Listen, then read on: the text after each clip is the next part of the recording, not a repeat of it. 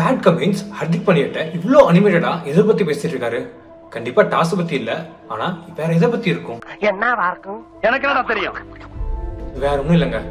Bad கமின்ஸோட middle finger கட்டாயி விழுந்துருச்சு. அதை பற்றி தான் சொல்லியிருக்காரு. இப்போ இல்லை 25 இயர்ஸ் பேக் பேட் கமின்ஸ்க்கு வந்து ஒரு 3 வயசு 4 வயசாக இருந்திருக்கும். அப்போ வந்து வீட்டில் விளையாண்டுருக்கும் போது இந்த மாதிரி லாலிபப் கொண்டு போய் அவர் சிஸ்டர் கொடுத்துருக்காங்க. சிஸ்டர் அதை பார்த்துட்டு லாலிபப் வாங்கிட்டு கதவை இழுத்து சாத்திட்டாங்க. நம்பால் என்ன பண்ணியிருக்காருன்னா கையை கதவுல வச்சிருக்காரு. அதை நம்ம பார்க்கல.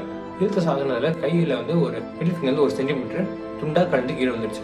ஸோ அப்போ இன்ஜுரி ஆனதுக்கப்புறம் அவர் மிடில் ஃபிங்கரும் 4 ஃபிங்கரும் வந்து சேம் லென்த்தாக இருக்குமா, இந்த மிடில் ஃபிங்கருக்கு வந்து அட்வான்டேஜே இருக்காது. ஸோ பாஸ் பண்ணுறது ரொம்பவே முக்கியம். அவரோட அப்பா அப்போவே இதை நினச்சி ஃபீல் பண்ணிக்கிறாரு. ஐயோ, நம்ம பையனால கிரிக்கெட்டர் ஆக முடியாது போலயே, ஒரு நல்ல பாஸ் பாலராக ஆக முடியாதுன்னு. நம்ம வீட்டில் என்ன நினச்சிருப்பாங்க, ஐயோ பையனுக்கு கையில் இன்ஜுரி ஆயிடுச்சு, ஹேண்ட் ரைட்டிங் எப்படி வருமோ, 10th பெஸ்ட்டோட இல்லை, இவ்வளோ மார்க் வாங்க மாட்டணும் அப்படின்னு நினச்சி ஃபீல் பண்ணியிருப்பாங்க. பேட் கமின்ஸும் அது மேஜர் கன்சர்ன் எடுக்காம வேர்ல்ட்ஸ் நம்பர் 1 டெஸ்ட் பவுலராக வந்திருக்காரு. நான் தலைவர் வச்சாலே ஆஃபீஸ் லீவ் போட்டுருவேன்.